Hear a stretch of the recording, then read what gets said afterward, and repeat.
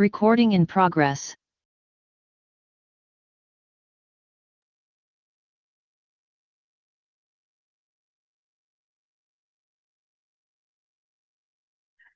Good morning, Chair. Good morning, honorable members and everyone present in the meeting. Chair, the time is 10 o'clock now, so you may start the meeting. Thank you.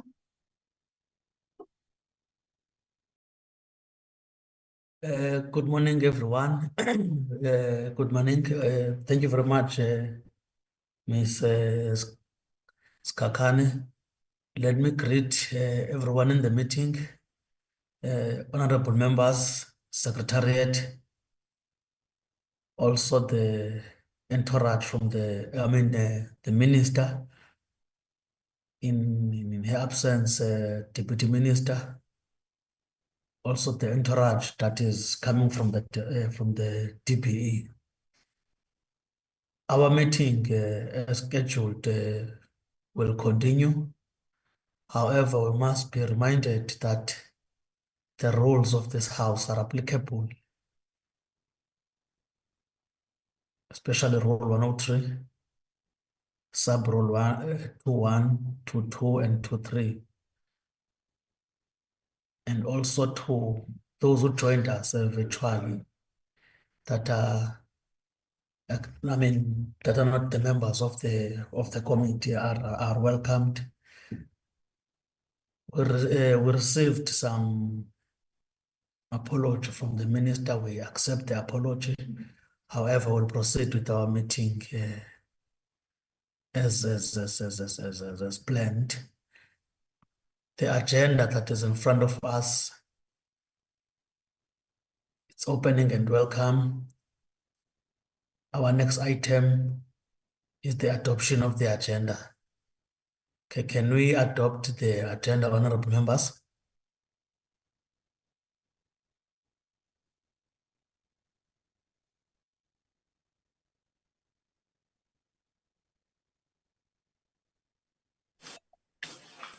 Chairperson, morning. Yes, sorry, Honorable Makwale. How are you, Chair?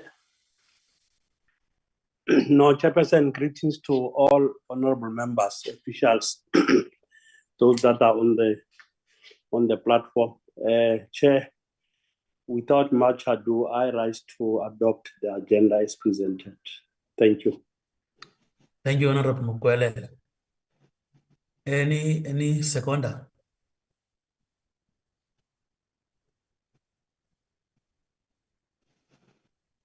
It's Honorable Finis, Honorable Chair. Good morning. Good morning, honorable members. I second the proposal of Honorable Makwele.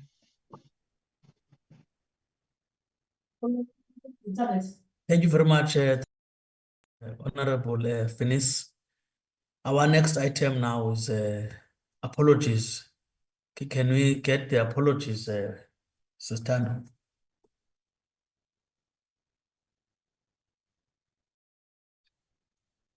Greetings again, Chair. Chair, I received one apology from the minister. She has been requested to attend a cabinet meeting scheduled for 9:30. She will make every effort to connect at the beginning of the meeting to provide opening remarks. If she is not online, it will be due to the commencement of the cabinet meeting. That's the only apology I received. Thanks, Chair. Thank you very much, Ms. Kakane. The apology from the Honorable Minister is clearly understood and accepted. I'm in the meeting, Chair. Yes, we just received your apology, Honorable Minister. We just received it. We were just accepting it, acknowledging it indeed. But we wanted to check the entourage. You are in this meeting or the other meeting? Sorry, Chairperson. Oh, we are here with us. No, I'm here, Chair. I will table the report. And then, of course, the team is also here with me. And so then when I need to go to the cabinet meeting to go and present my item, I will then have to log off. But I'm here to table the report. Thank you very much, Honorable Minister. Can we adopt the apologies, Honorable members?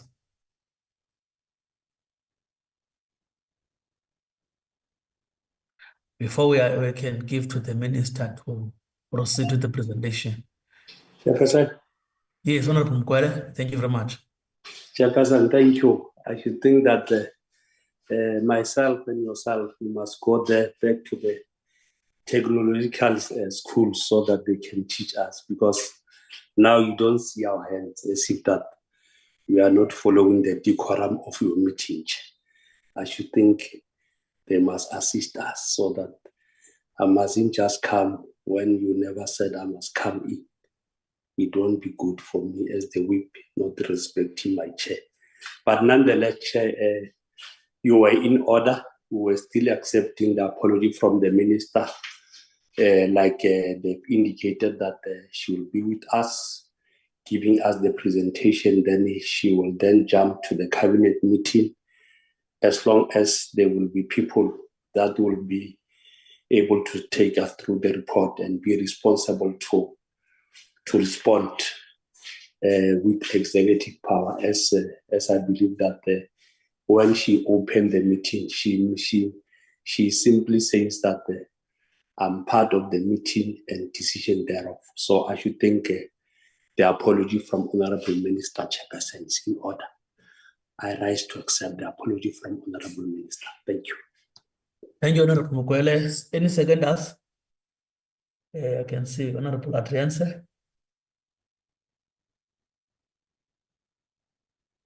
Thank you, Honorable Chairperson. I second the adoption of the apologies. Thank you very much, Honorable Member. Can we now proceed to Honorable Minister to give you the platform as per our following agenda item to present the report, and also to allow whomever that is going to be mandated with that responsibility to proceed. Thank you very much, Honorable Minister. The floor is yours. Thank you very much, Chairperson and members of the Select Committee, and thank you for the opportunity to address the committee this morning and to give an update on the state of school infrastructure projects across the country, particularly our efforts in catering for learners with special needs. This is an incredibly important topic for us, Chair, because in as much as it's obviously our job to provide the core business of the department, which is delivering quality education, we can't do so in an environment where the infrastructure is not appropriate for learning.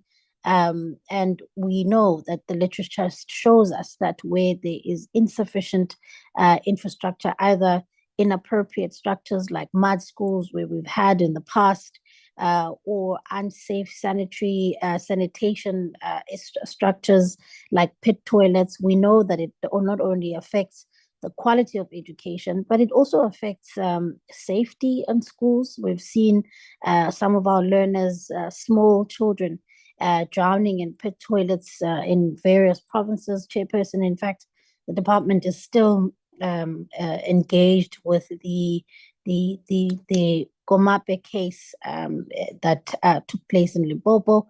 And also it's about dignity. I think we sometimes forget this element, that it's not just about the safety of learners and teachers, but it's also about the dignity that needs to be afforded to people, and not only just learners, but also educators alike, Chair, because we want our educators to go and work in environments where it is safe to do so, but also the way they can have a dignified, safe environment to be able to use for toilets. And so this is why this has been something that has been dogging the sector for many, many years.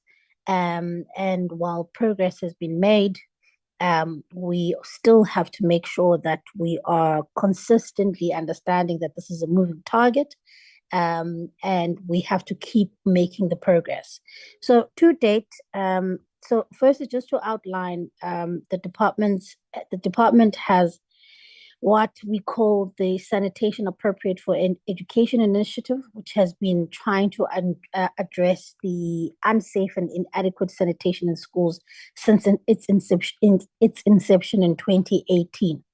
At the time, we have seen that SAFE has completed 3,145 sanitation projects out of the 3,375 that have been targeted. These are replacing all what we believe are basic pit toilets in those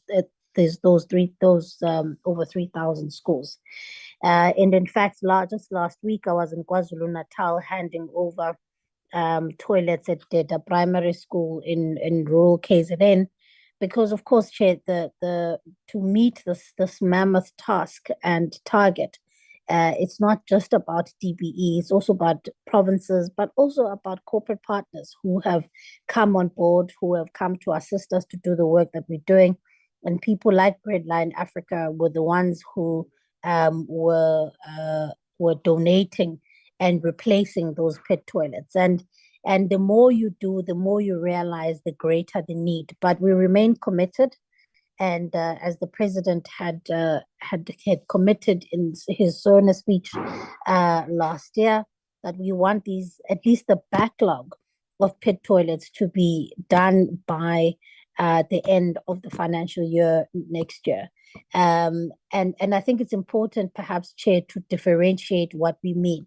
That what we mean by the backlog, we mean the backlog that was identified in 2018, which is the SAFE projects that we're talking about. The target is to make sure that that backlog is cleared by the end of March 2025.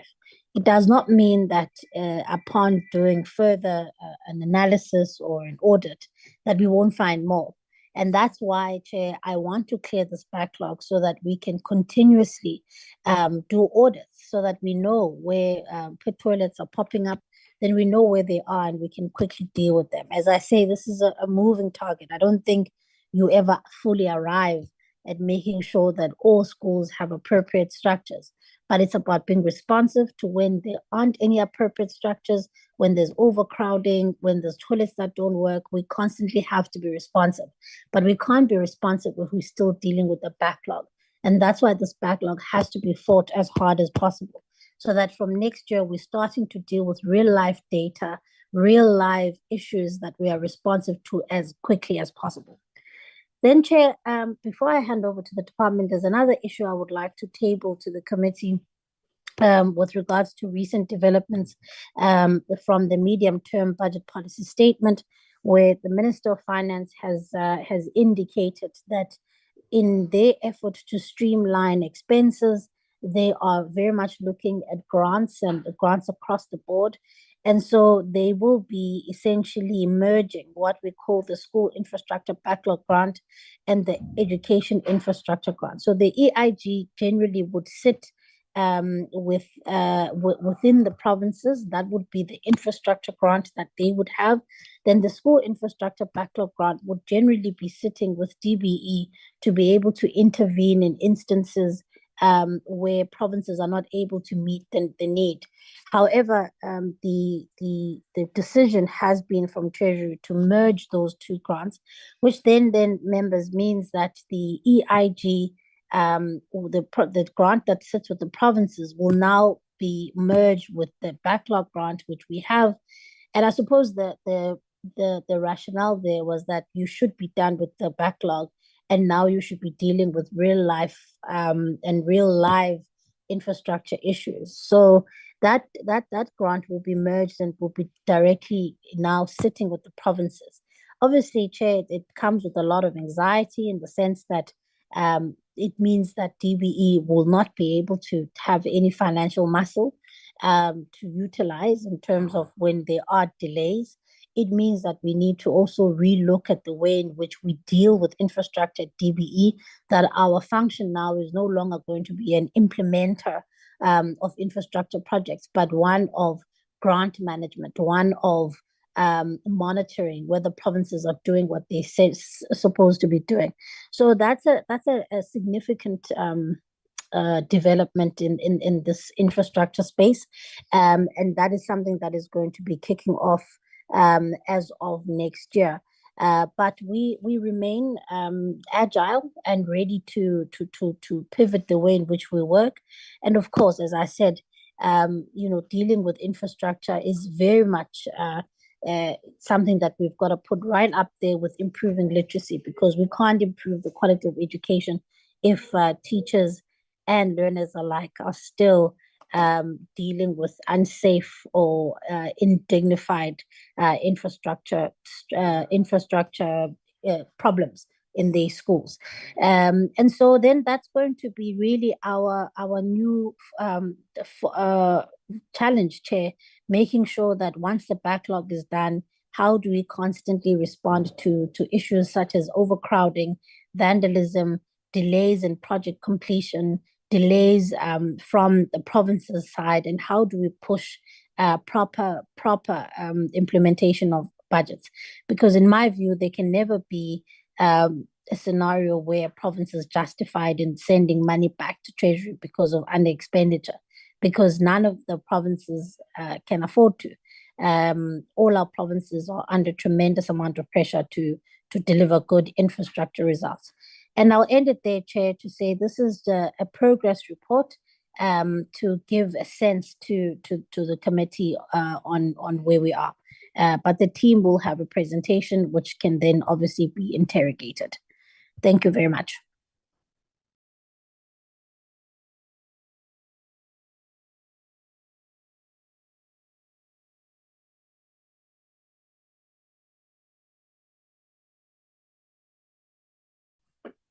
Thank you, Honorable Chair, Honorable Members, Honorable Minister, colleagues from both the Select Committee and the DBE, with a very comprehensive overview that the Minister has given.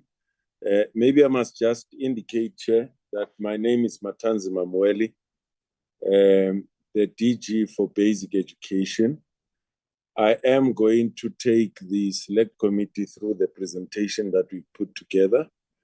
I have colleagues on the platform, the head of the Unit of Infrastructure, Ms. Tsolofelo Diale, the Acting Chief Director, Mr. Mafoko, and other colleagues from the department. May I just also indicate that we appear before the Select Committee, and at the same time, 30 minutes difference before the Portfolio Committee on Education. I started the meeting there of the Portfolio Committee for Education, and I've moved to this side to join this team. I'm going to take the Select Committee through the presentation that we have put together. This is the outline of the presentation, and I'm going to use my colleague's device as I move over.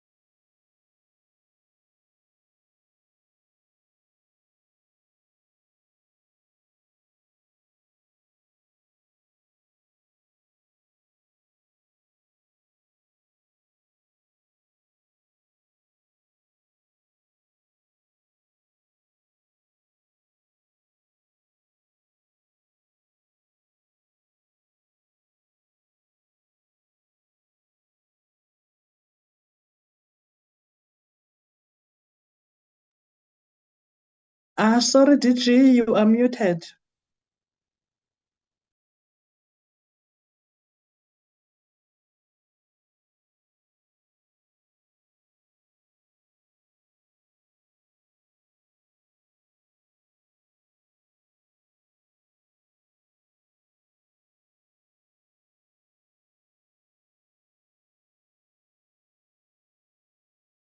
No, I'm sorry, it's because we are using two devices. Can you hear me now, Chair? Can you hear me? Yes, you can proceed.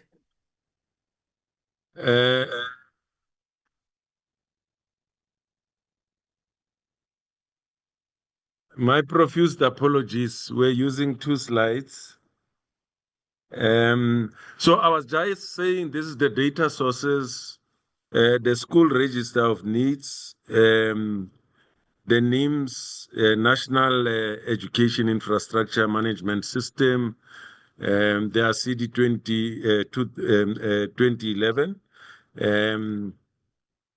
And I then move over to MAT and other inappropriate structures that the minister has referred to. And in the interest of time, I'll just focus on what we have covered so far. A and B just gives the background to the work that we have done. C is what we have covered, which means that 331 ASIDI schools made entirely of inappropriate materials have been replaced, as we can see. And the majority of these schools are in the Eastern Cape, but they are not exclusively in the Eastern Cape. We've been able to deal with Planky Skole in the Western Cape. We've also been able to deal with these in the other 7 provinces, but the majority of them are in the Eastern Cape. This backlog is in the Eastern Cape. And we're giving an example of a picture of some of these schools. And the next one is school with no water supply. And the point that I want to emphasize here, Chair, I know that honorable members are aware of this. There are essentially 2 water authorities, is the municipalities as well as the water boards. And they are responsible, therefore, for even the infrastructure, bulk infrastructure rollout of water, and then we are supposed to connect to the point that is closest to our schools. And therefore, we've been able to supply 1,336 water to schools. And I must say that many of our schools still depend on rain harvested water. And this water is also, in some instances, even used by communities. And rain harvested water, although many of us who grew in the rural areas and commercial farming areas can say, we did drink that water, we survived on it, but it's actually not safe and it's not purified. And therefore, safe, consumable water is much more appropriate to be provided to all our learners. Our teachers and the non-teaching staff. These are some of the facilities we have out there in our schools. Of course, not in all of them. As I've said, that many of them still depend on rain harvested water. Electricity supply, we've been able to provide to 373 of our schools. And of course, also depending on bulk water infrastructure rollout by Eskom. And once that becomes available, then we are able to connect. And there was a question at some point that was asked as to why don't we use solar? We tried to use solar before, but solar panels were stolen, were taken, schools were vandalized, and solar panels were actually taken. They are not safe in our schools. And then schools with no toilets, 1,087 from ASIDI sanitation projects. We've replaced those, only ASIDI. The SAFE program that the minister referred to is going to come in later. This is just for ASIDI, Accelerated School Infrastructure Delivery Initiative. That's what we are able to cover there. If you add them together with SAFE, you'd see that we've gone well over 4,000 schools that we've been able to provide with safe and appropriate sanitation facilities. These are some of the pictures. These toilets you'll get when you go to villages, deep rural areas, and different areas across the country, you'll find them. the biggest backlog of sanitation is in 3 provinces in South Africa. It's Eastern Cape, it's KwaZulu-Natal, and Limpopo. We have provided sanitation in the other 6 provinces, but the biggest backlog, it's in these 3. And that's why the concentration of both the Department of Basic Education and Provincial Education departments, it has been in the 3 provinces to deal with the backlog. In terms of overcrowding, I must indicate that I saw even in the media, they talked about these targets.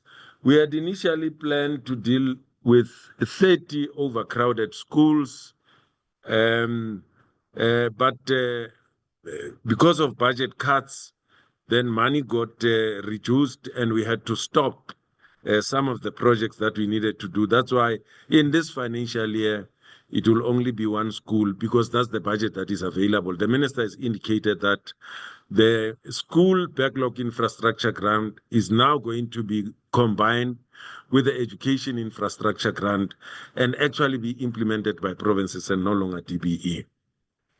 And so 18 classrooms have been completed so far from all of those that we had planned to do. And we're giving progress of that progress, some of the additional classrooms that we have built so far of the 18. Now, this slide is extremely important, and I'm sure honorable members will identify with the pictures that they see here. What is on top? A combination of, in some cases, it's corrugated ions, which are your toilet or sanitation facility. In some cases, it would be your cement structure with bricks, but very weak bricks, as you can see. Some would be very old structures which were built long time ago, which are no longer safe. And the other one is also an old structure. Below that, and this is what we call these which are on top are basic pit toilets, the long drop pit toilets. And the second one which we are building, it's called appropriate ventilated approved pit toilets, which are approved by the World Health Organization. That these are the kinds of structures that can be provided to people which are not waterborne, but which are ventilated, which can be maintained regularly, and we'll show that as well. And schools depending on basic pits, as we can see, of the 3,375, we've been able to replace 3,145, which have been completed. If you add the 1,000 from ASIDI with this one, it takes you over 4,000 pit latrines. When the president launched this project of SAFE, program of SAFE in 2018, we had 3,898, which is number B there. But as the minister said, the numbers just kept on increasing, popping up. And as a result, that's why even the number went over 4,000, as you can see. This is some of the examples of such. And then we give the breakdown of the SAFE program. And I want to draw your attention to the column that is in pink, in pink at your extreme right, if you look at the screen. It starts by saying total progress, and it says 3,000 of the 3,375. PC stands for practical completion. The number of those that have reached practical completion means the facility is now suitable for use. We've now completed 3,145, which is 93% of the total number of those that we had. We are now left only with 7% of what we need to complete.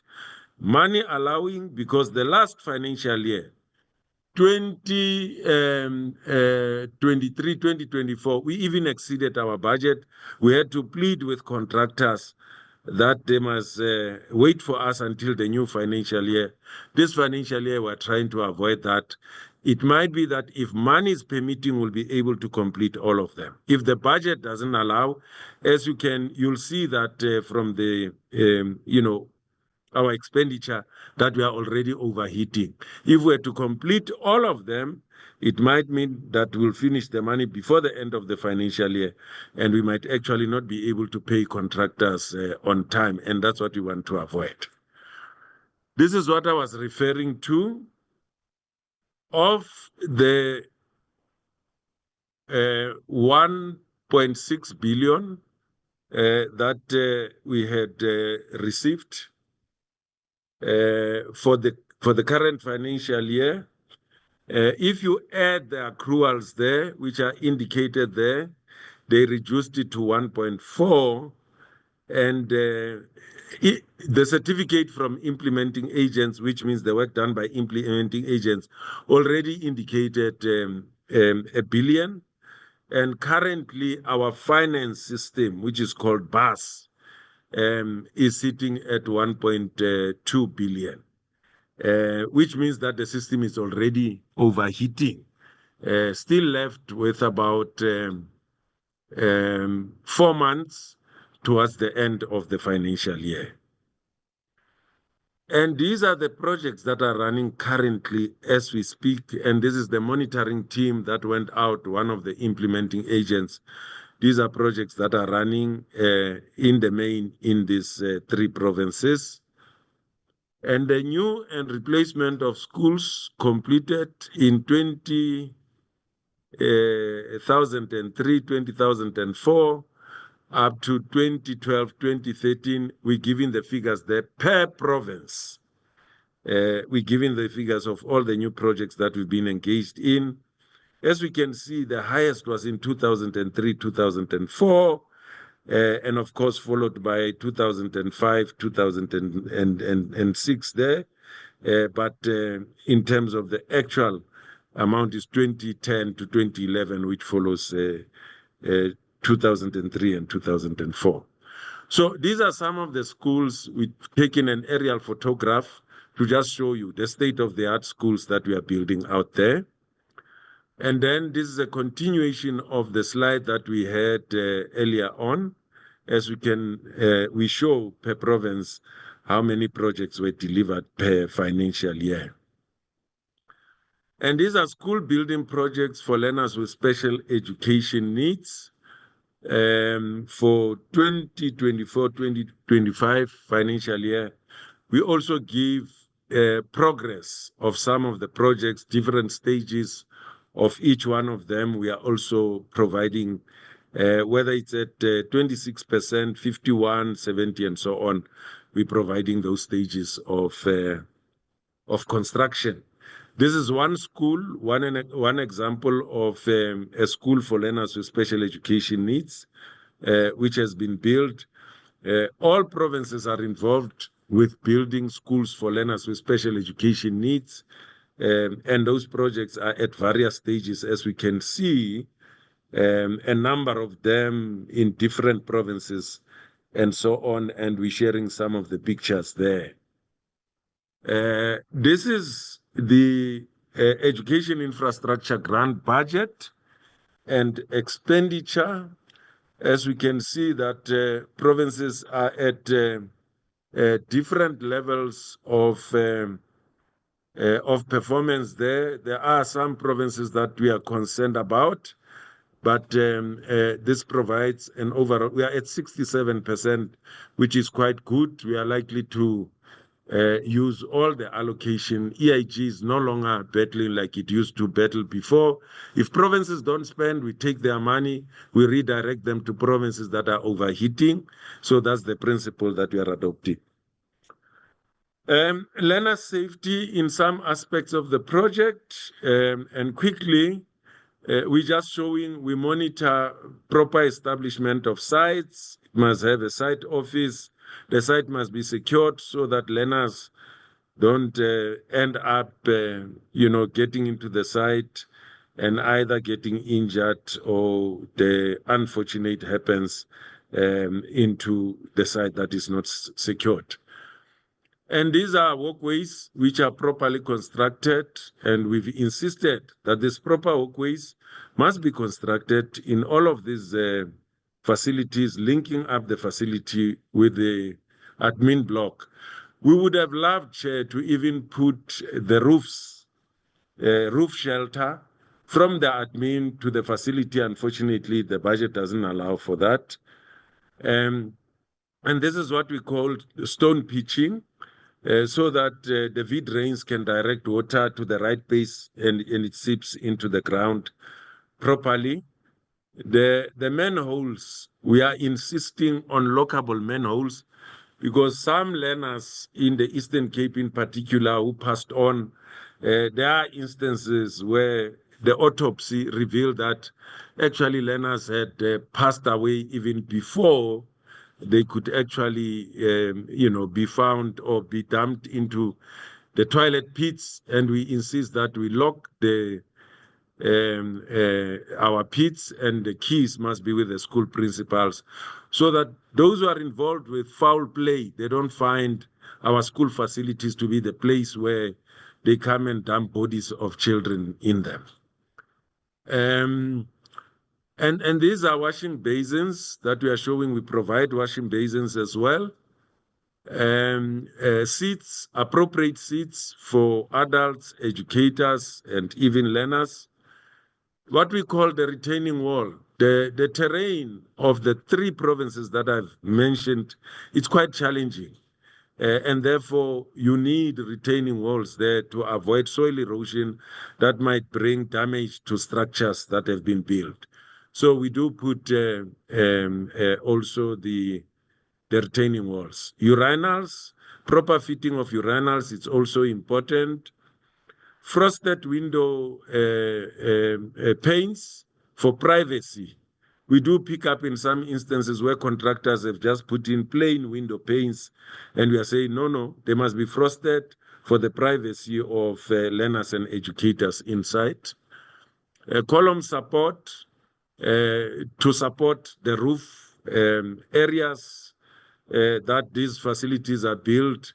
There's constant storms, strong storms and winds, so they need to have column supports that are ensuring that the roof sheets don't get damaged, the roof doesn't get blown off.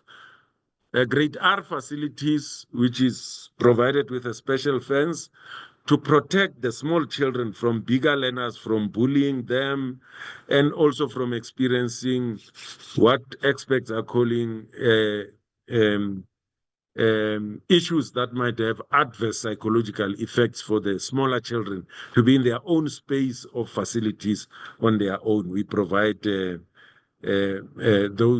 fences as well. These are what we call dwarf walls. The toilets of grade R children don't have high walls like the adults one. The main reason is that education continues in the toilets, that their teachers are accompanying them to go to the toilets.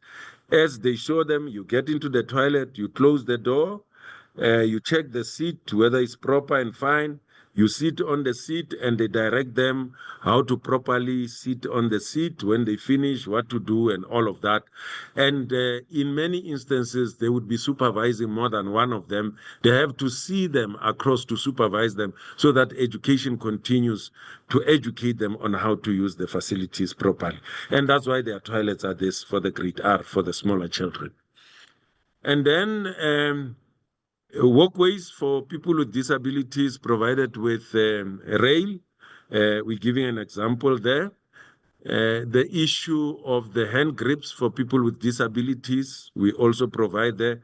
All the facilities and all the schools that we are building in the last 5 years or so, we make sure that all of them have got a portion or blocks or some units that are for people with disabilities, for both learners and educators.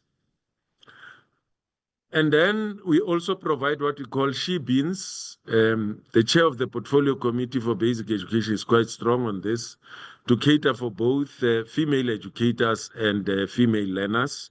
She-beans must be mounted or placed in their toilets. We insist that all of them should have that.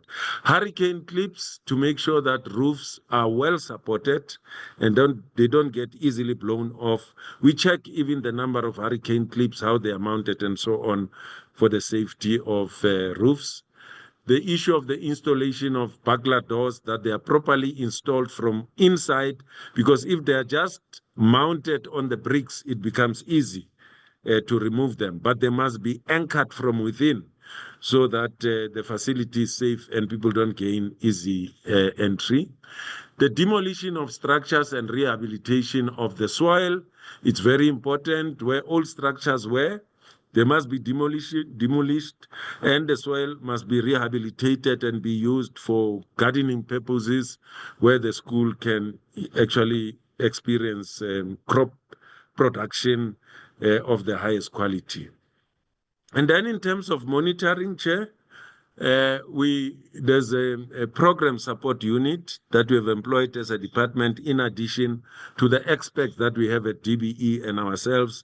They do the monitoring from a contract level, and we're showing different levels from portfolio management, program management, design, and documentation, contract monitoring and administration, and construction, and so on. But we also do follow up on monitoring. As you can see, these are some of the meetings that we hold throughout the week, meetings that are also held by the ministry. As you can see, the infrastructure line function holds its own meetings. I also hold my meetings on Monday, Wednesday, and Thursday.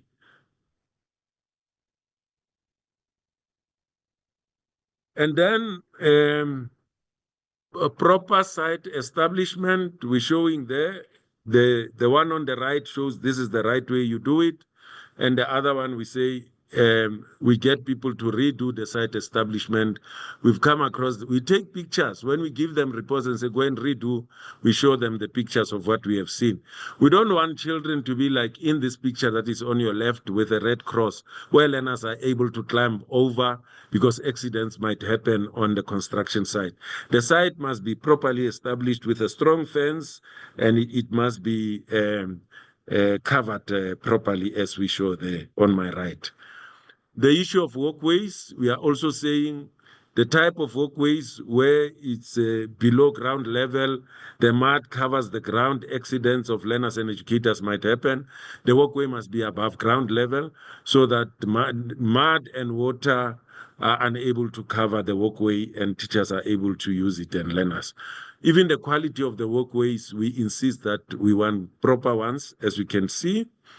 The stone pitching, the one, as you can see, we even say which one is the correct one, which should be used. And we force contractors to redo these things. The issue of the construction of the V-drain, which one is the proper V-drain and so on, we also present this to them. A quality retaining wall, as opposed to leaving the structure where the soil is not protected, because once the soil gets eroded, then the building moves and the structure gets damaged. So we insist on proper ones. In terms of the walls, we recommend brick walls to avoid graffiti, as you can see graffiti on the wall there. The issue of proper mounting and fitting of vent pipes also is very important. Vent pipes are important for the ventilation, to dry the byproduct so that it becomes easy even to clean, but to maintain the pit as well regularly. And then proper fitting of the urinals. You can see others, the pipes are just exposed. Learners climb on the pipes and the next thing they are damaged. We prefer that the pipes must be built into the wall or put at the back, well covered, so that they are not exposed to learners. The manholes, we reject these ones. As I've said, we prefer the lockable manholes. The frosted windows, I've spoken about that. Plain windows are not acceptable. I've also spoken about column support, which is important. Also, grade R must be fenced and not be left open or just be combined with other grades.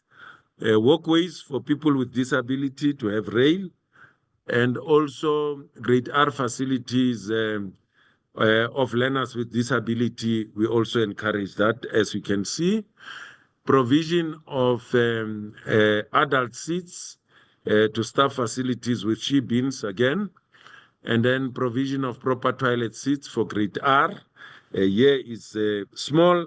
The smaller children should have smaller seats that are appropriate to them, although at home is the same for everyone.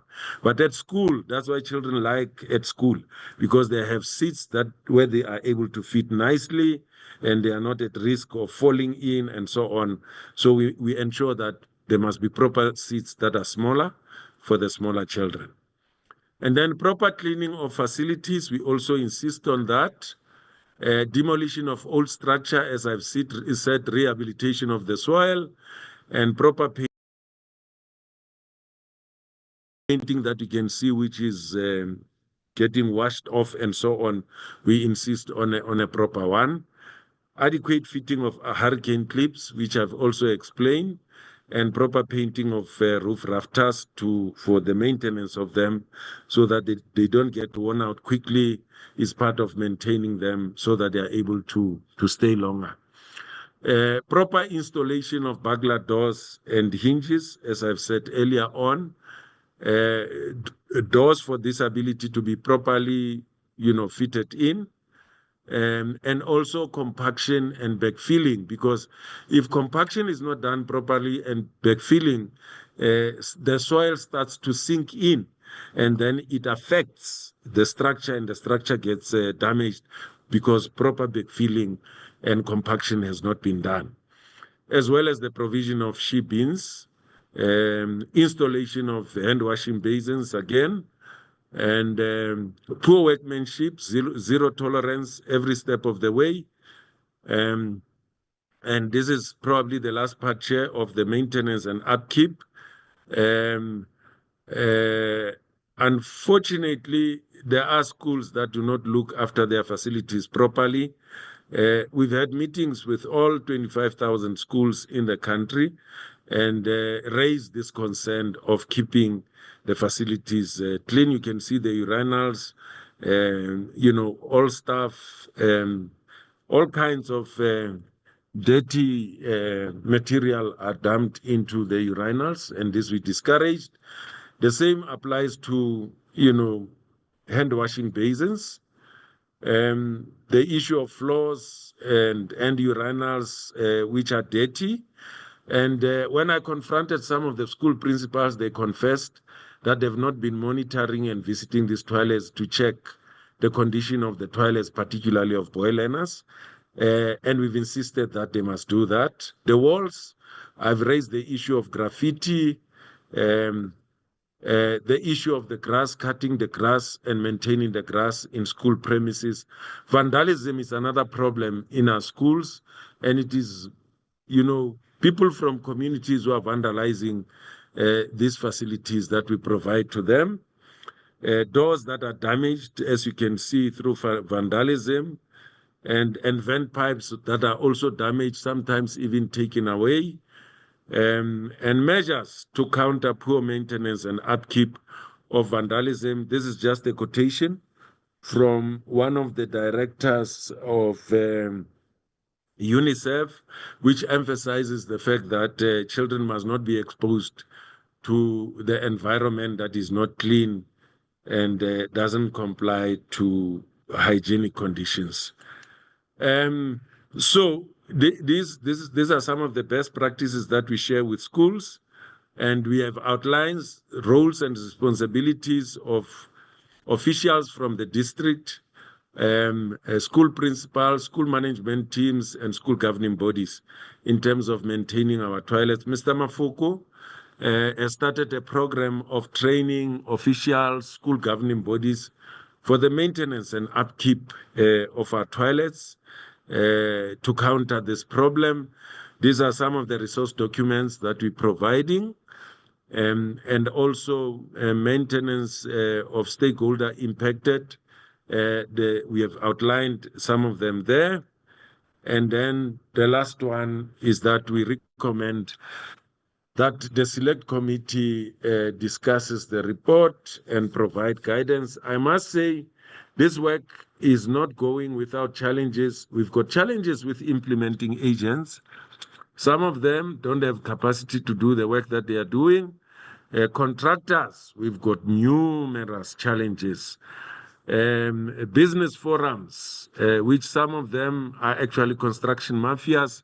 We've had numerous projects which were halted because people asked for money without doing work. 30% is for local economic development, but people must do work in order to get 30%. General workers and bricklayers who meet the standards, we insist that the employment must be of local people. But we've also had challenges of data credibility from provinces, Chair. Thank you very much for indulging me, and thank you, Honorable Chair and Honorable Members. Thank you very much, Mr. Matanzima. I don't know whether is there any additional that there needs to Chair, be. I'm done. Yes, can you hear me? I'm trying to. If there are no additional, what is up? Yeah, I can hear you now. Very much. Okay, thank you very much. What we are going to do now, if there are no additions, I will allow members to engage both inputs, and then we've excused the Honorable Minister due to the cabinet meeting that she reported to be attending to. So she said anything that wanted clarity, and we agreed that it can be made in the form of in the written form, and then the response will be received as such. So can I allow honorable members to engage on the report?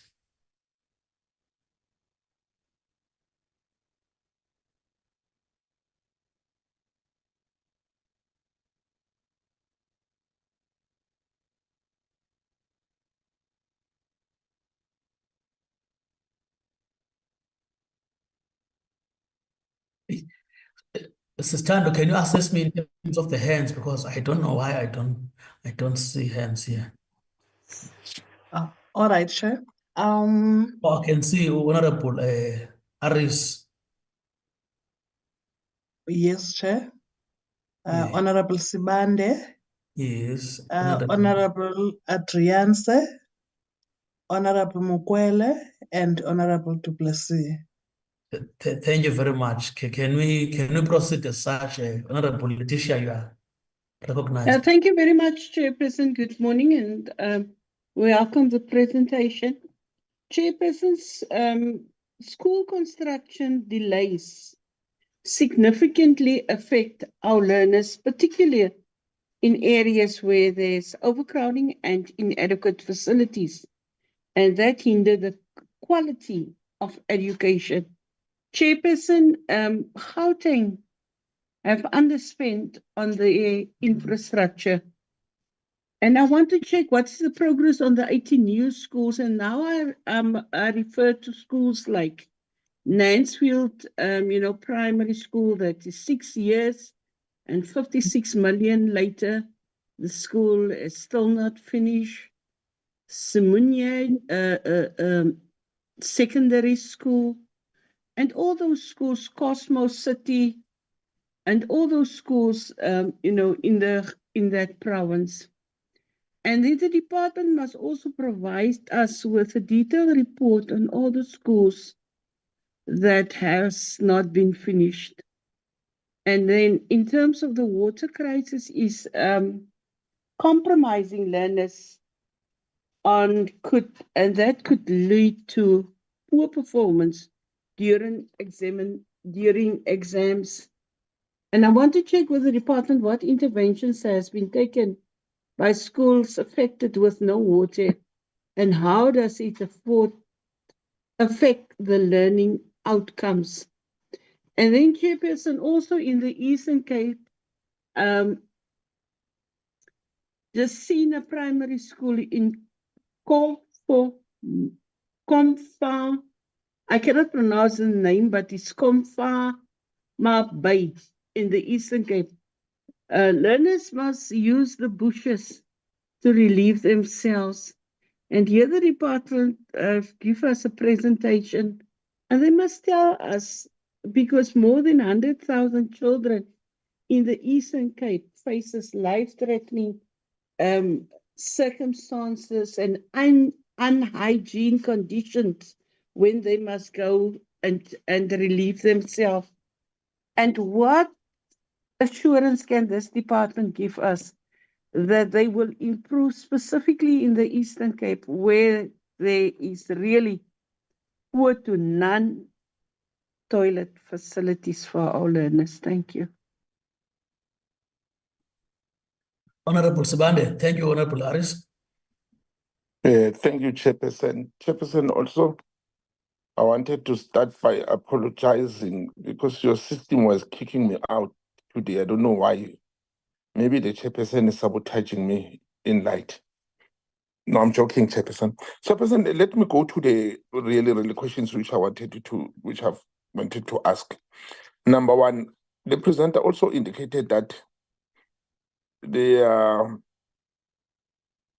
attended plus minus 25,000 schools nationally.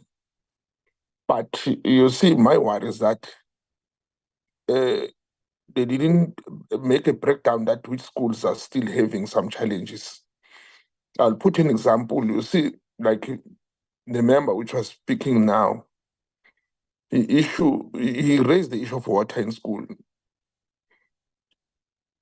Many places, I can't mention names, we're having a problem of those are, I mean, there are schools which are having washing bays, but there's no water at all.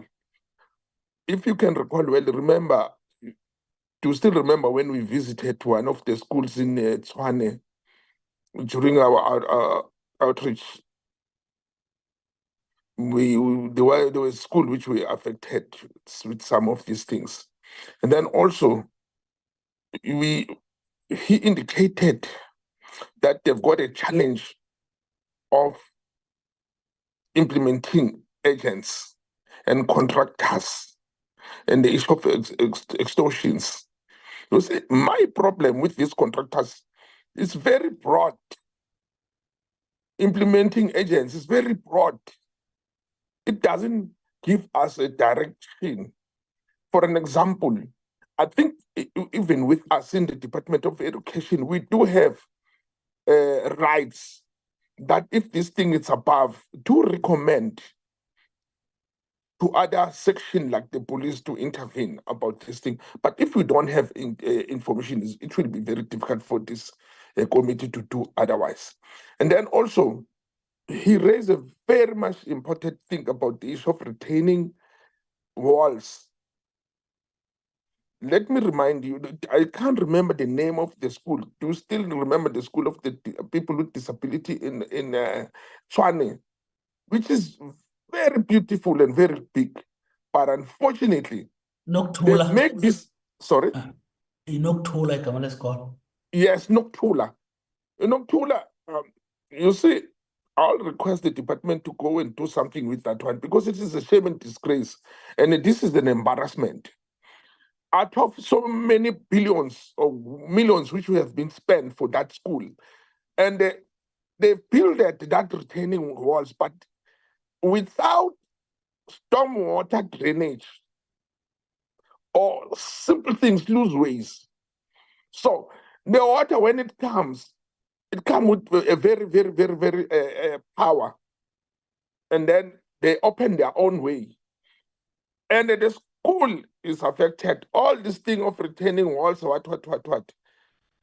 I don't even say, I don't know how to put it, because if you can go there, the damage in that school, beautiful school, it occurs before the people started to get into the classes. That means that's a wasteful resources, you know. And the damage is so bad to an extent, if they don't speed up now before the heavy rains, we might lose classes and other things. And because it is a threat to the students which are there, because it can happen during. I'm scared. I'm scared because some people, they will challenge us as well. They will challenge the government. They'll challenge the department. They'll challenge that why the government is quiet about that thing, because it goes back to the issue of implementing agents. I request the department to expose that constructor which did that work in that Nokuthula school, because it's horrible. I don't know how to explain it. If we lucky to those colleagues who took photos about those things, and then come back this issue of extortions. You see, I'm scared with this thing. Some of the things, the perpetrators of these extortions, they are having opportunities, because it is alleged that when they arrive in a certain place, they start to have contact with the staff of the department. While they do have contact with the staff of the constructors, that's where the problem starting. Because the constructor will speak this language and the department will speak language. I think if that line of communication can be corrected, can be softened, I think everything can be okay. We can minimize, we can reduce those groups of extortions. But nevertheless, as I indicated, expose them. Tell us which contractors, out of the 25,000, which schools are affected with the challenges which you have mentioned. Because already you agree that there are challenges. Which schools are affected with those challenges? Thank you, Chairperson.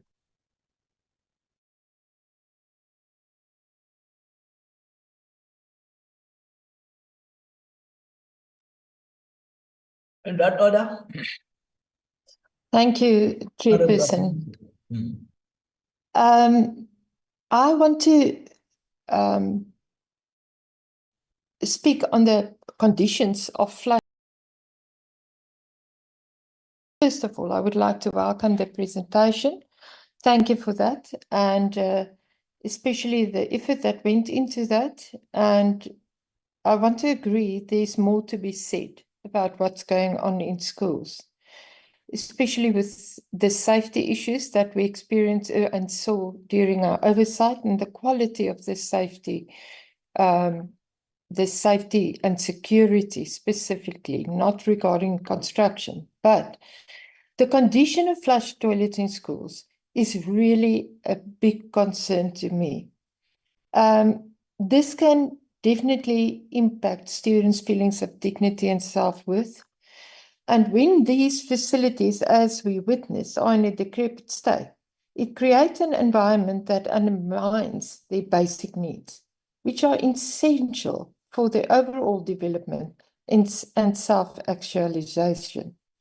Now, we need to work on this to get them psychologically and so that they can pursue high-level needs such as belonging, esteem, as indicated in that structure of Maslow.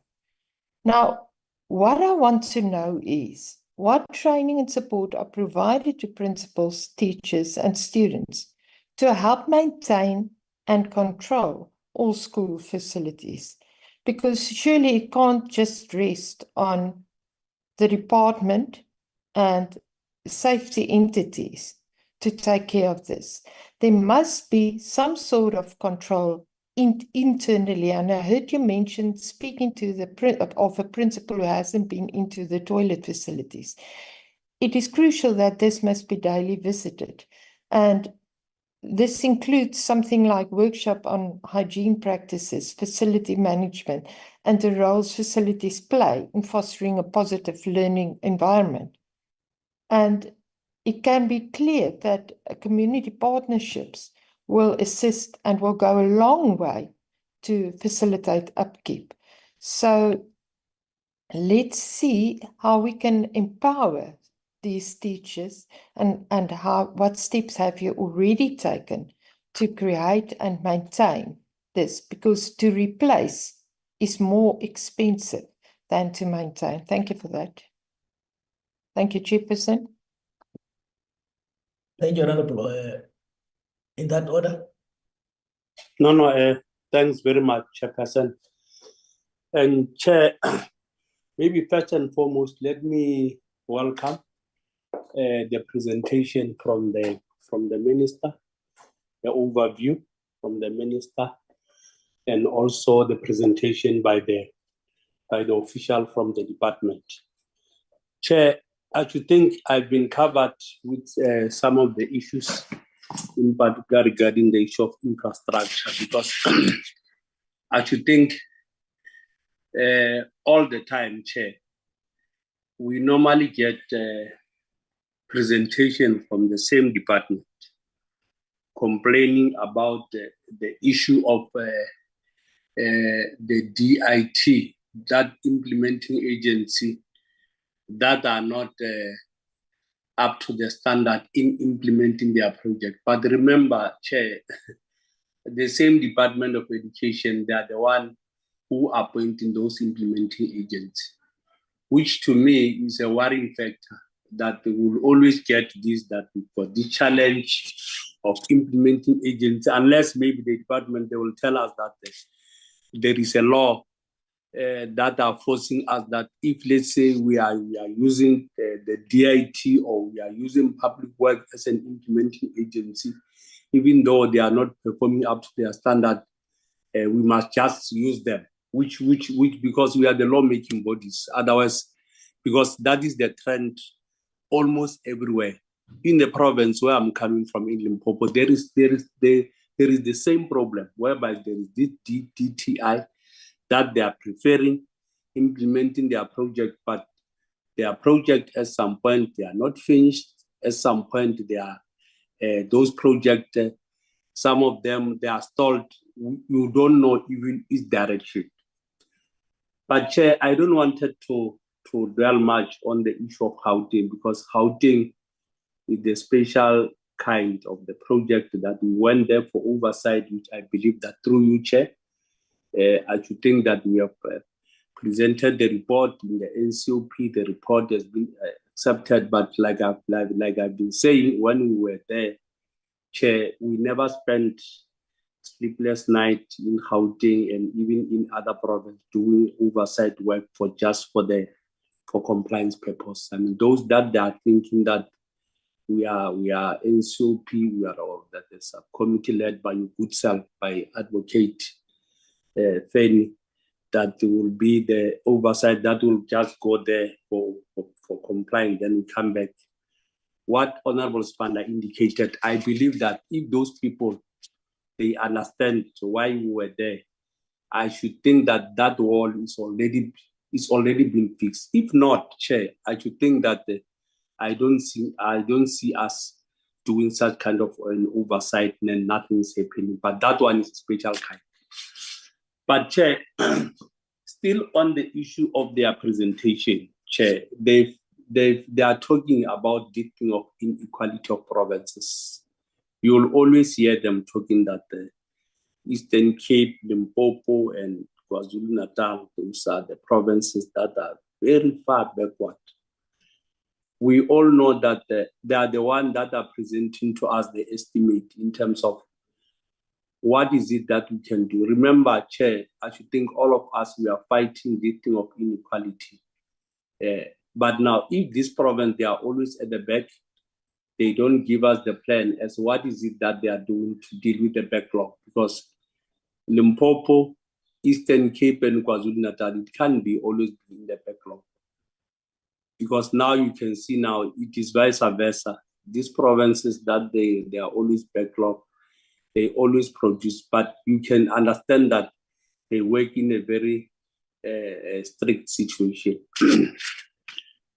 The issue of mobile classrooms, Chair, they presented also about it, which we also worried that in other provinces now, unlike here in Western Cape, Chair, it is extremely very hot, whereby I don't think that there is even one learner that can concentrate on that mobile classroom where they don't do facilities. We know that mobile classroom is the issue of it's a temporary arrangement, which we all believe that as we get budget, then the department will make sure that we are eradicating those temporary structure.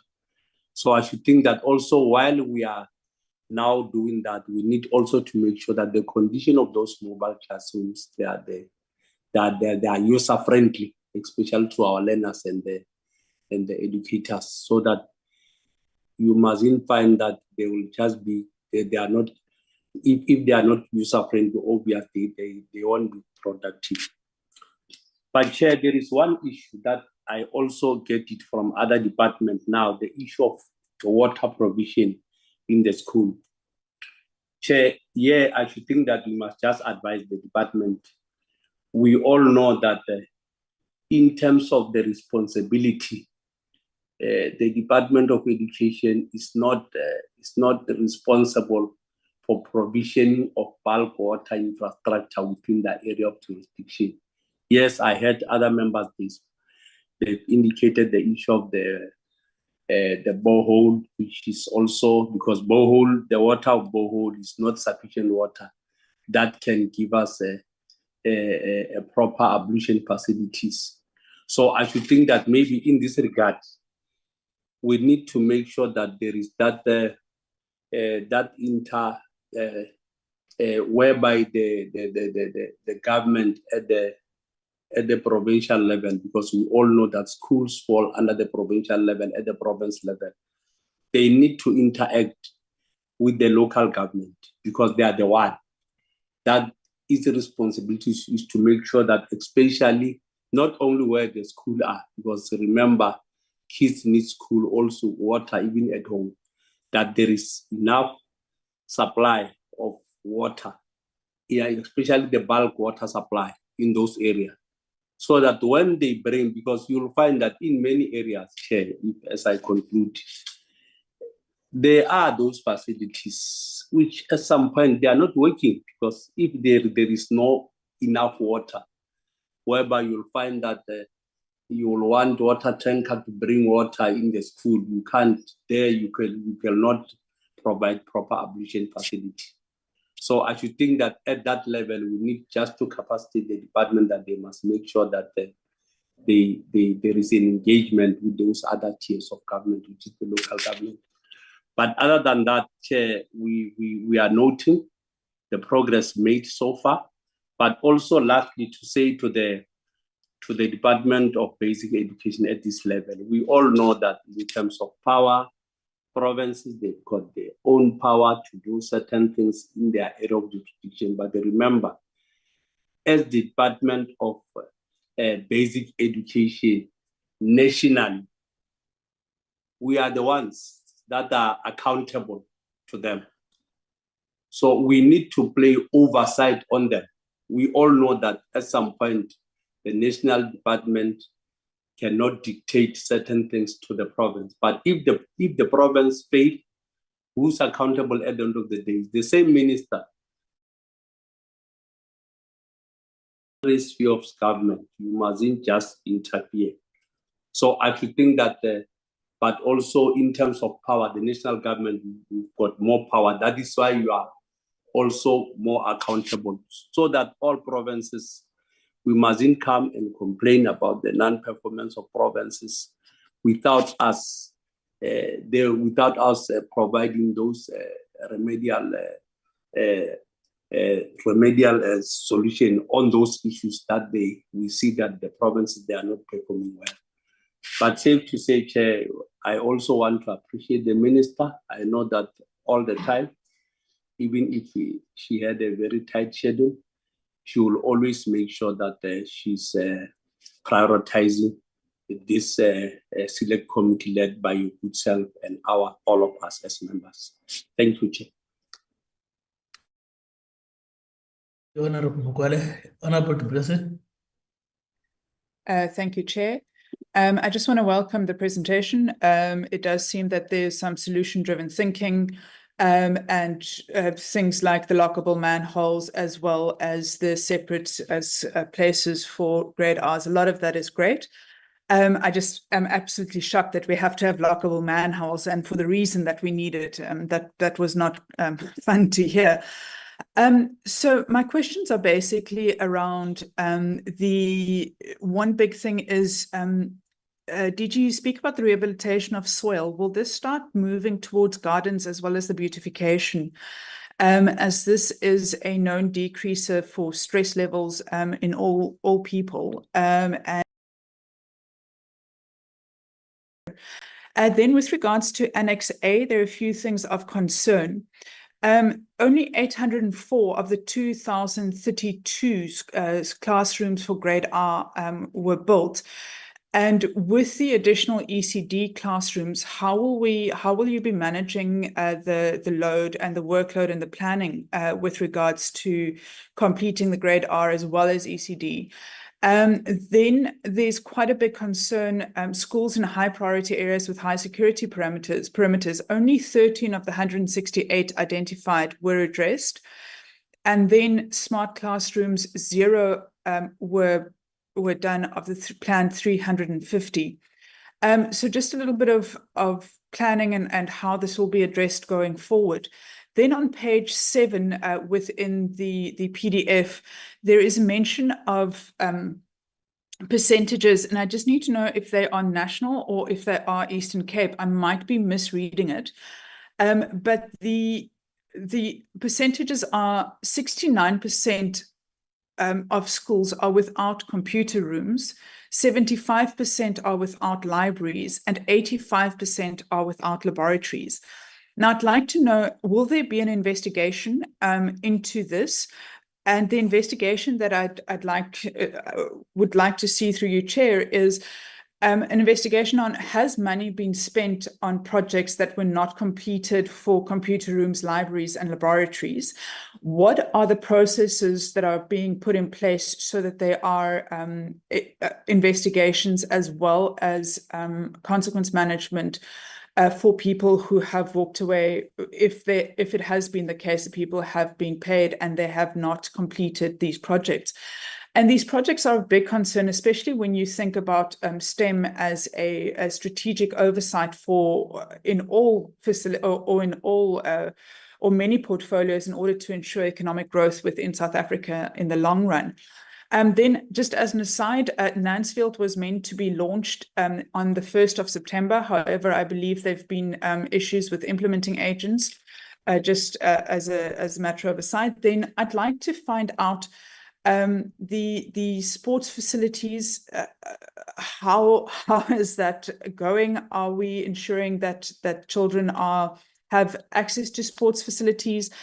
And then the last 2 questions are very similar. So the one would be about the 3-sphere planning and how that is going. And does the national department have more ability to engage with provinces to ensure that things get done, especially within the budget not falling under DBE, and what accountability measures have been put in place, and what are the powers of the PSU? Thank you. Thank you, Honorable Du Plessis. Honorable Ngobo.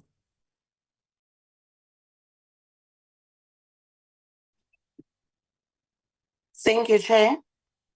I'm deeply concerned about the state of infrastructure projects in our schools. The recent briefing by the Department of Basic Education, DBE, highlights the dire need for improved infrastructure in our school. So, Honorable Minister, I would like to ask, what specific measures will be Department of Education, Department of Basic Education take to address the backlog in school infrastructure development, particularly in rural areas and under-resourced areas? Furthermore, how will the department ensure that these infrastructure projects are completely on time, within budgets, and to the required quality standards? Thank you. Thank you, Honorable Ngobo. Is there any member that have been left outside in terms of engagement so that we can allow the responses? However, in terms of the responses, if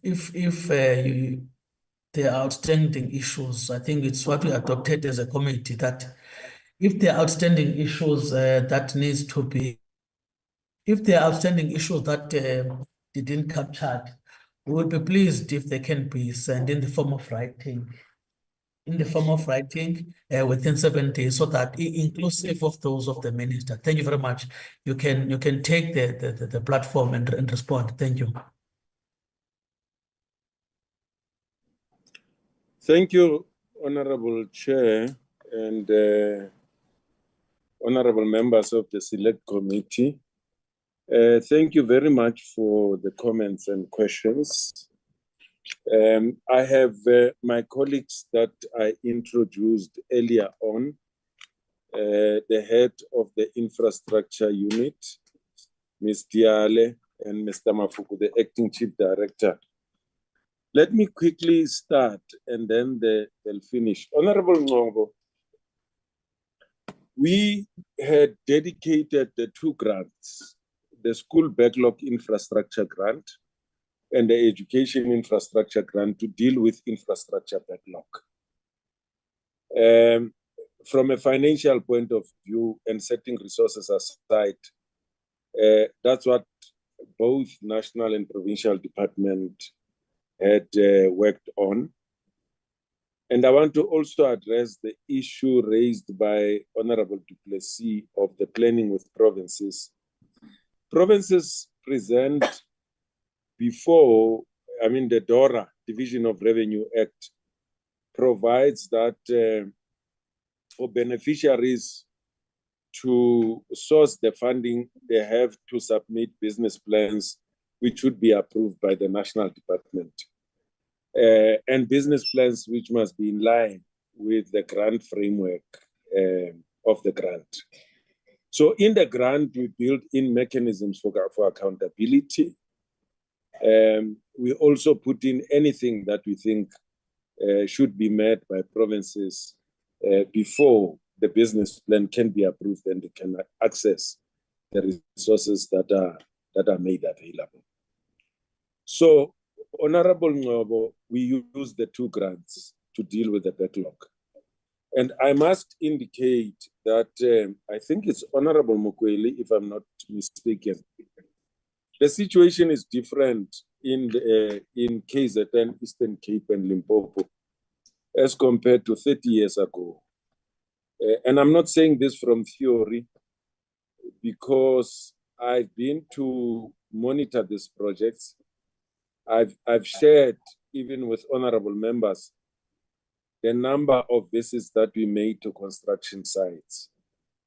Both myself and the head of infrastructure, together with Mr. Mafuku. Mr. Mafuku goes to provinces every week.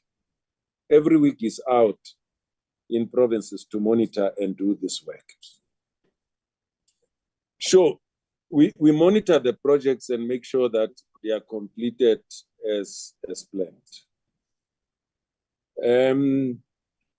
And then coming to Honorable du Plessis, I've talked about planning, how we do planning, how accountability is carried out. But the power of the PSU does work on behalf of the Department of, Chair, I'm sure I can remove my picture now. Now that you have seen that it's not the ghost, it's me.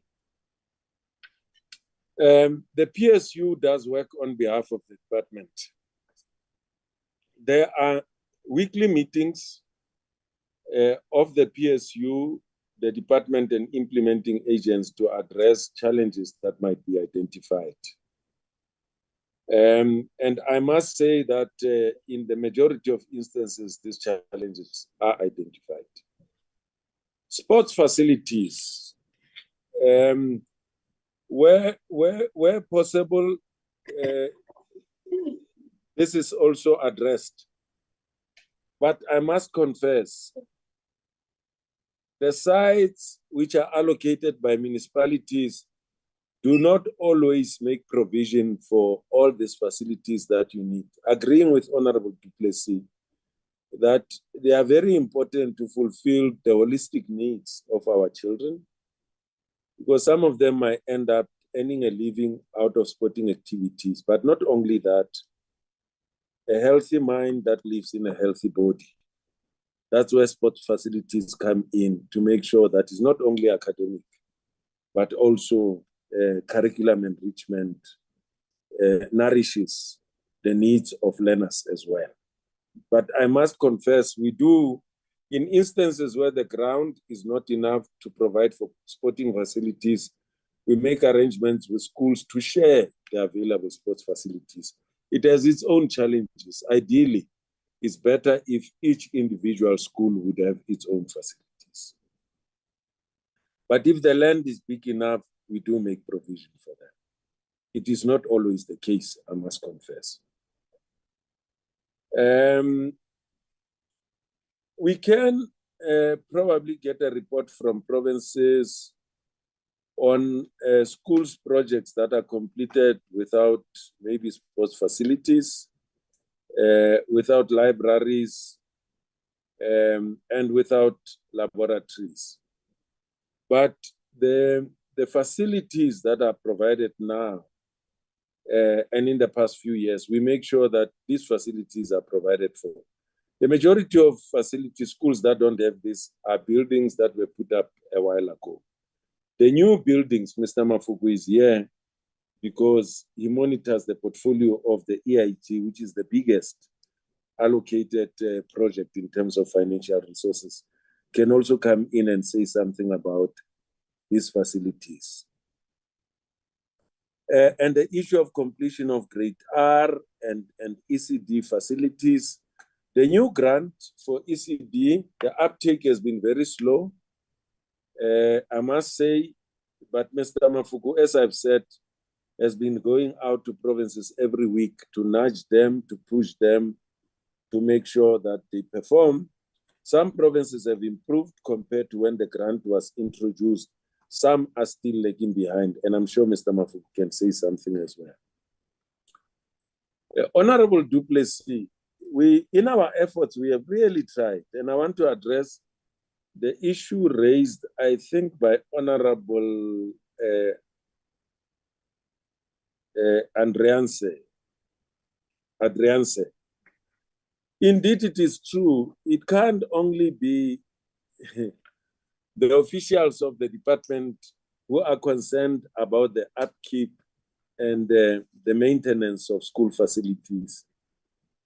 I have, in the presentation, referred to a training program that Mr. Mafuku has initiated after we met with all the 25,000 schools, which include independent schools, and raised the issue of the maintenance and upkeep of toilets.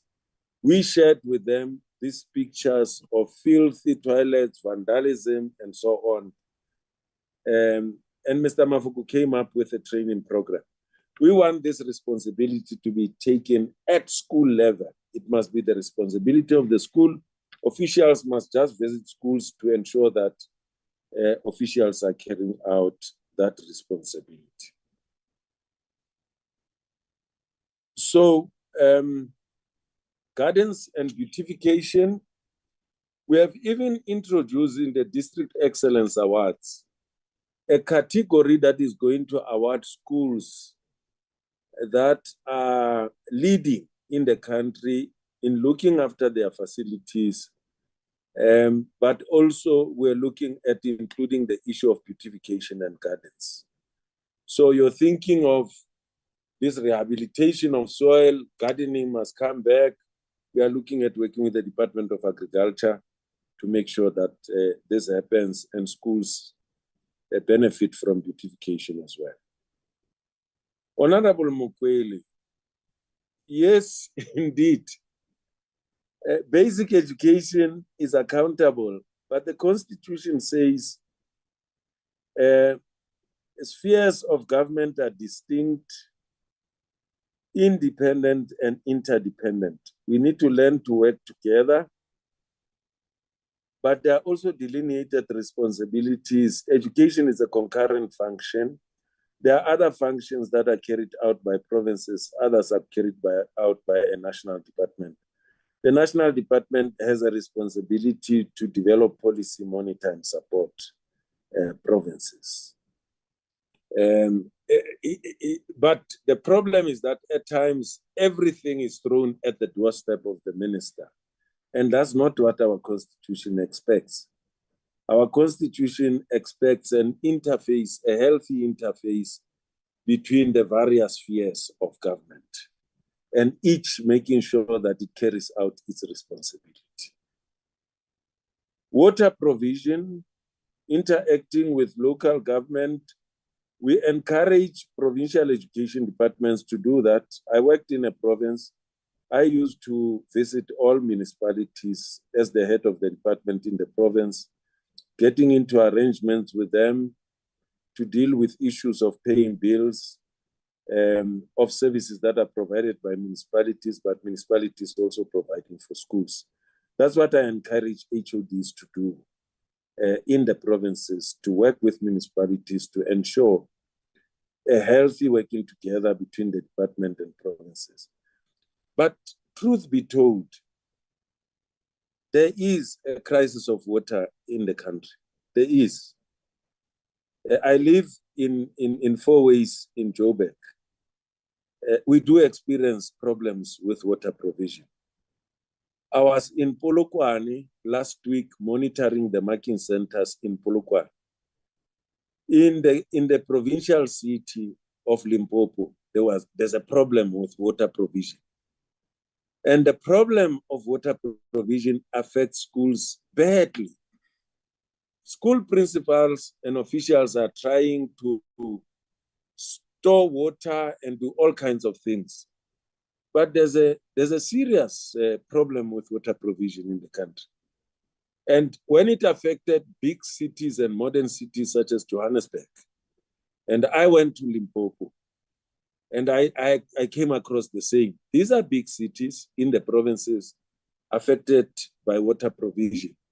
They do affect the running of our schools. And school principals, I take my head out to them, school governing bodies, trying everything possible to make things work. But the reality is there is water provision in our municipalities. The issue of mobile classrooms, I agree with you. They are generally not suitable. And you are absolutely right. The heat wave is picking up. We monitor the environment and temperatures every day for writing exams and for marking. And teaching in these facilities is not conducive. It is a problem. In fact, Minister Motshekga had led the Council of Education Ministers to say, let's stop providing mobile classrooms, but instead build additional classrooms through what Gauteng and Western Cape have started, making money available to school governing bodies to get local laborers and people who have the skills, the know-how, and who are qualified to build additional classrooms. Gauteng has built many of the additional classrooms through transferring money to school governing bodies and school governing bodies sourcing local labor. But unfortunately, the grant that is now going to be merged with the EIT was meant to do that, to help us to deal with overcrowding, is now going to be combined with EIT and do the same thing. What are we doing to deal with the backlog? I've indicated 2 grants will now be combined. We monitor the planning of provinces, and we are saying to them, priority is water, sanitation, safety of schools, putting proper fences, because it's a big issue now, as well as overcrowding. And we're using these 2 grants, which are now going to be merged into one. Implementing agents, you are right. We appoint them. And that's why last year and the year before we had workshops, we met with them and we said, we are not married to you forever. We are going to come up with avenues to opt out of working with you. And we have stopped actually allocating some of the projects to some of them that don't perform. We've come up with what is called framework agreement, which would allow us to even go for contractors that are reputable outside the implementing agents. So we are not married to them forever. And it's a contractual arrangement between us and them. They either perform or ship out. And we've stopped allocating projects to many of them. And we are encouraging provincial education departments with a framework agreement. I think it's going to help us to opt out of many of them who don't perform and go for reputable contractors who are able to deliver without using implementing agents. Honorable Adrianse, conditions of toilets, I agree with you. It's about meeting the basic needs, Maslow's hierarchy of needs, and particularly even in urban areas, the conditions of toilets, even where they have running water, waterborne toilets leave much to be desired. And therefore, the program that Mr. Mafuku is running is really intending to address that. I'm just indicating that I included it in the presentation to show that Mr. Mafuku is training school governing bodies, school principals, teachers, who will eventually train learners and everybody to take care of their facilities. Construction mafias, Honorable Sibanda, we've reported some of them to law enforcement agencies.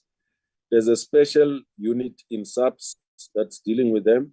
We picked some of these in KZN, some of them have been arrested and taken to court, and some ended up in jail. And as we get the information, we do report them to the special unit that has been established. It's not theory.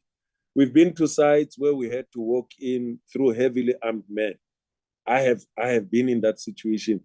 The team that I'm working with on 2 occasions was held hostage by some of these construction mafias.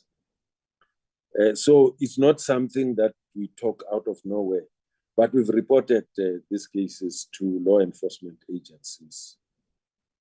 Coincidentally, Honorable Chair, Nokuthula, I was there on Thursday to monitor the market. It's a marking center. And I observed with my colleague that the work is shoddy. The pavement there, as we just entered, is completely shoddy. So, and I fully agree with your observations. And we are going to raise this with colleagues in Gauteng to hold the contractor accountable in that school at Nokuthula to come back and fix the areas that are shoddy work and get them to even build systems that will help to protect the school against storm water and so on. So we'll raise these issues with colleagues in Gauteng. Yeah, I've told you that in terms of construction mafias, we do give information to law enforcement agencies. I'm in direct contact with the National Commissioner, General Masemola. I also relayed this information to them. I just thought that I must tell you about this. It's not that there's nothing happening. Which schools still have water challenges? There are many, because municipalities have water crisis. There are many. And as I've said, schools try to do their best to cope with what ordinary residents such as myself are faced with. At times you have to go and buy water because water is not available. Learners without sanitation facilities in the Eastern Cape, the situation is different. There are 3 provinces that benefited more than all other provinces in South Africa in terms of infrastructure. It's Eastern Cape, it's KZN, it's Limpopo. We can provide you with details of projects that have been delivered in those provinces. There might still be challenges of sanitation facilities there, but we've turned the corner in the Eastern Cape. Virtually every village that you go to, you'll find our sanitation facilities that we have built. The danger is that we've even built in schools that actually naturally closed and merged with other schools. We've overperformed in other areas. And I've seen it. I've been there to monitor construction sites. Challenges with water, I've covered that. Progress on the 18 schools of GDE. And I'm sure Mr. Mafuku can say something, but we can get to details regarding progress on each of the individual schools that you visited, 18 of the schools. Ms. Diale and Mr. Mafuku, can you please, through you, Chair, just cover some of the areas that I might not have covered adequately or not covered at all? Through your permission, Chair, do you allow me? Yes, you can proceed. Thank you, Slan. Ms. Diale, quickly, and Mr. Mafuku. Thank you, DG, and honorable members, honorable Chair. I hope I'm audible, DG. Yes, you are. You are. Okay. Yeah. DG, I was following through as you were responding to all the questions, and I believe you have covered many of the questions adequately. We will provide details. Members were very specific in terms of other schools where they needed information. You alluded to Nokuthula in one case. We will also follow up on that. And maybe on Nokuthula to just indicate that it shouldn't only be the contractor that we will go after. It has to be the professional service providers who approved that work could be accepted in its current form. So we will follow up on some of the specific information that has been requested and specific schools where information was requested. We will provide details on projects that we have completed on Safe NRCD as has been indicated.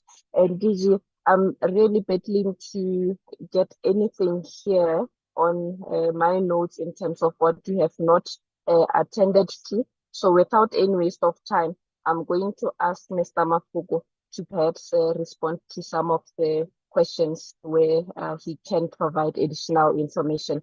Thank you, DG.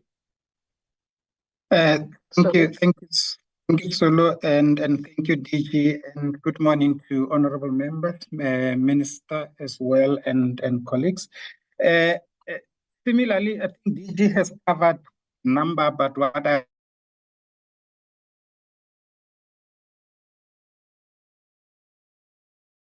is just to provide additional that DG covering. As DG indicated, we are on the ground almost on a weekly basis as we speak.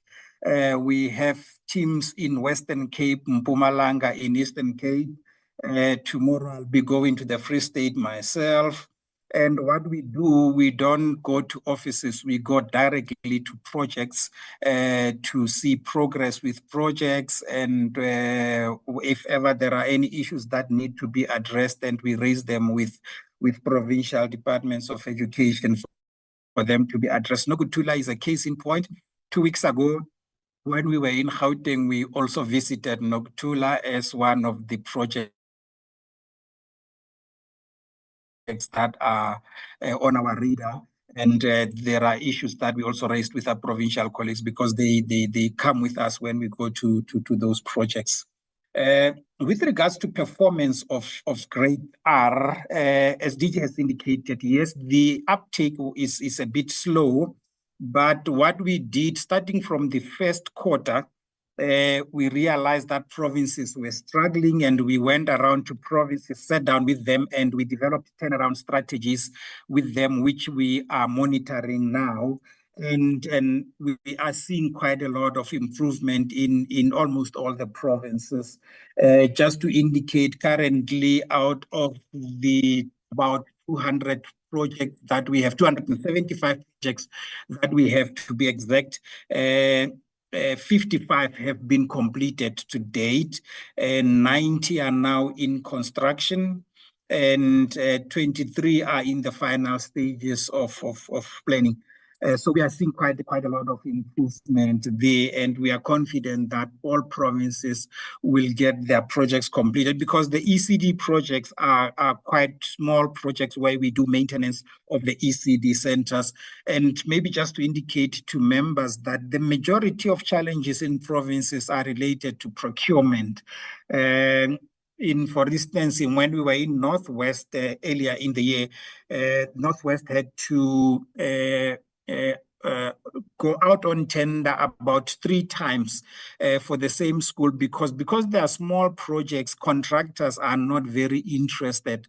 So you go out on tender and you find that contractors are not even interested in bidding for those types of contracts. So what we are doing also was to encourage provinces to go out do what we call, and DG did mention it, framework agreements, and as a request to participate in the framework agreements of those provinces that they have, such that they don't have to go out on tender, but they go into the framework agreement and they appoint contractors based on those framework agreements. With regards to the training program, again, yes, DG has indicated we have made a lot of progress with regards to that.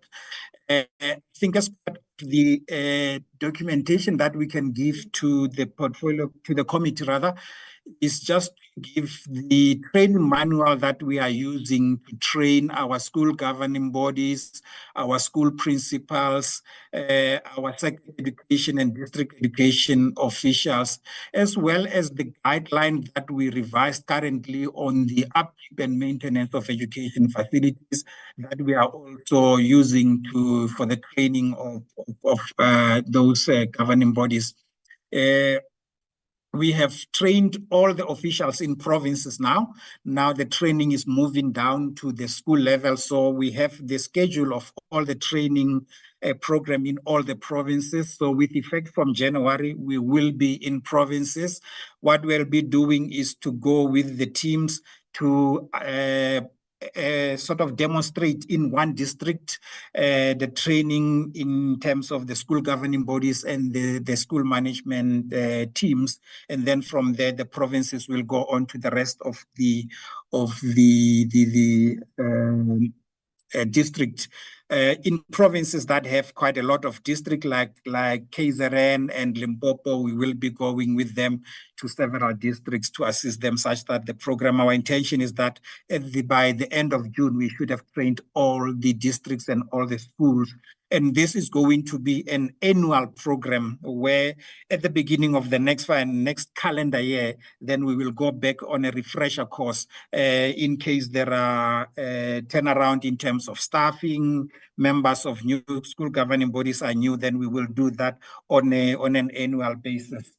I think, DG, those are the issues that were left out. With regards to Nansfield and Simunye, I think we can also provide information with regards to that. I think it has been reported that, for instance, Nansfield, a new contractor has been appointed. The contractor was supposed to go on site, but the information that we received that there were issues that were outstanding and the contractor has not gone on site. And correctly, the contractor was supposed to go on site, if my memory serves me well, before the end of this month, but we can provide all that information. We do have that information with regard to the 18 schools in Gauteng. Thank you, DG.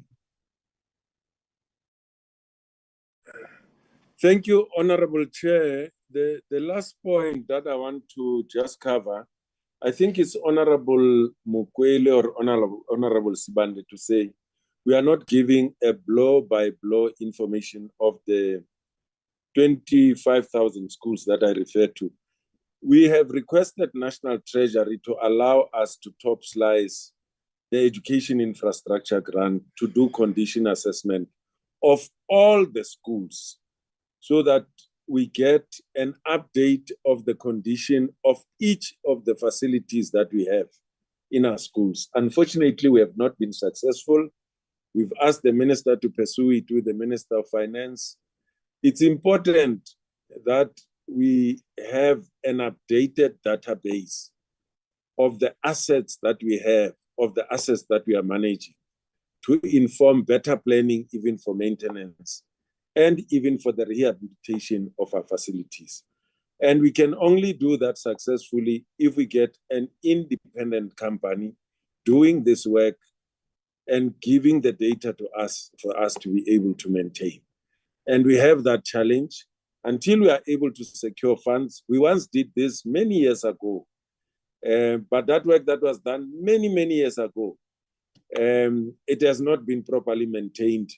And we now need to have a condition assessment for each of the schools, each of the rooms, each of the facilities that we have, so that when we say X number of schools don't have laboratories and libraries, we talk about the latest information. The information that we have has not been updated, and we want to use condition assessment to do that. Thank you very much, Honorable Chair and Honorable Members, for giving us this privilege. Over to you, Chair. Thank you, Honorable Mweli, Mr. Mweli. But you've done an honorable thing by presenting this report, so it is not misplaced. I hope I'm not offending you. Indeed, as I've alluded on the question of whatever issue that is might not necessarily been expatiated on thoroughly on responses is going to be covered on a written report that is, we're expecting it to be sent to us within 7 days. I've also, you see, the resources that are not available. Sometimes when you see a situation like that one of Unoktula, it might be seen as if we are lamenting on same thing, but it's a disturbance that we find ourselves, you know, when after we've made some oversight on that particular day where we encountered a lot of infrastructure issues that were raised and then, you know, and so on. But when we at least thought that we will find a breather, we discovered that it was a worse situation. So that is why it is not, you know, disappearing on our minds. So we want something to happen there. We are going to make sure that something happens, because even a roof itself, that thing is very dangerous to those kids.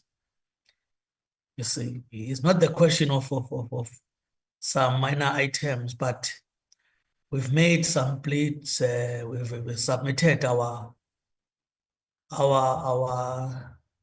request just to get some clarities and also on the way forward on that particular school. So don't feel intimidated when we're raising, but it's something that we are going to continue even on the next financial year up until our term comes to an end. This seventh administration in order to assist, you know, on the question of the same infrastructure that is where we're lagging behind. And so I just wanted to say I must raise that. Any other issue that have been raised to the minister will also be included there. So by those few words, I wanted to thank you, Mr. Mweli, and the team that you are with in terms of the presentation on the infrastructure, hoping that we will get the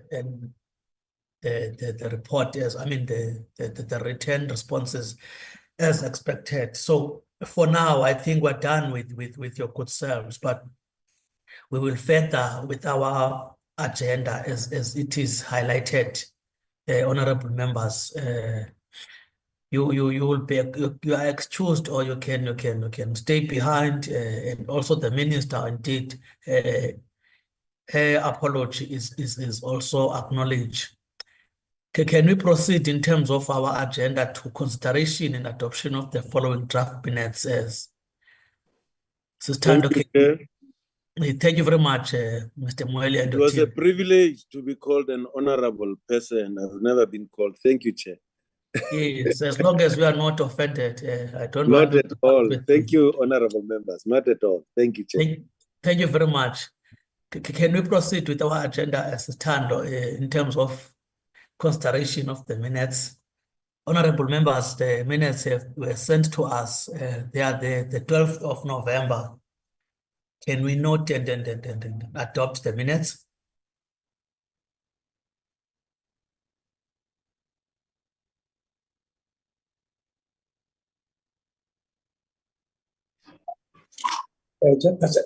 Chairperson. Yes. I went through the set of the minutes of the 12th November 2024. Yes. The time was 10:30 visual platform. So I therefore move the chair that we adopt the minutes as the true reflection of what transpired on the particular day, which I also believe that I was also part of the meeting, chair, so that I mustn't adopt minutes which I was not part. Thank you. Thank you very much, Honorable Mokwele. Can we get a second for the adoption of the minutes of the 12th of November?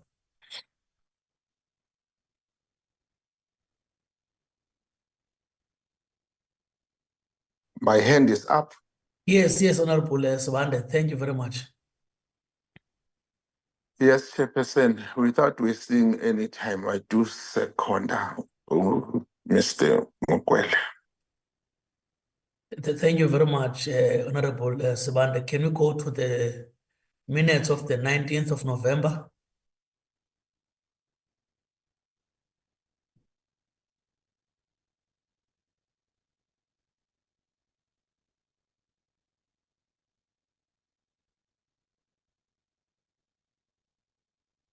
Honorable members, we are on the 19th of November.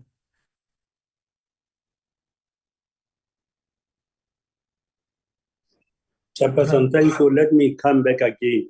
Yes, Maybe I should think that can they flag also the members? Maybe members are not sure, but Chair, safe to say I went through the minutes that the minutes that is a true reflection of what transpired on the 19th of November. I therefore move that as the select committee led by your good self, Chair, we adopt the minutes. I thank you. Thank you very much, Honorable Mokwele. Any seconder?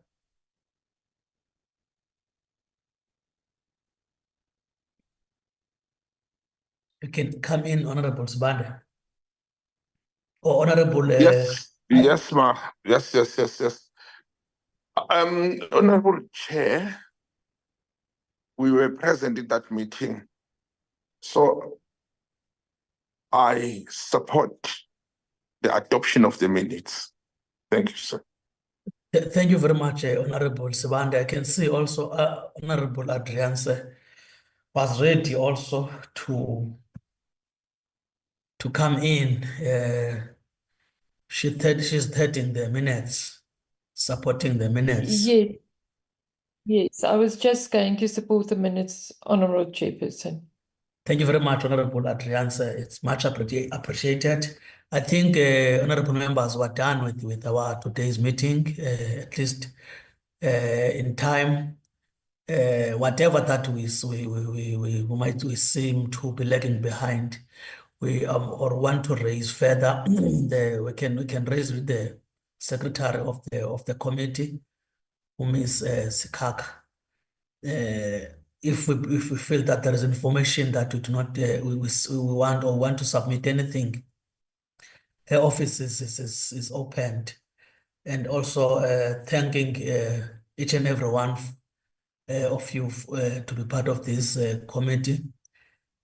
So far for today, the meeting is adjourned. Thank you very much. Bye, colleagues. Thank you, Honorable Tani. No, thanks very much, Sia. Thank you. Bye-bye. Thank you very much. Shalom. Thank you so much. Veteran.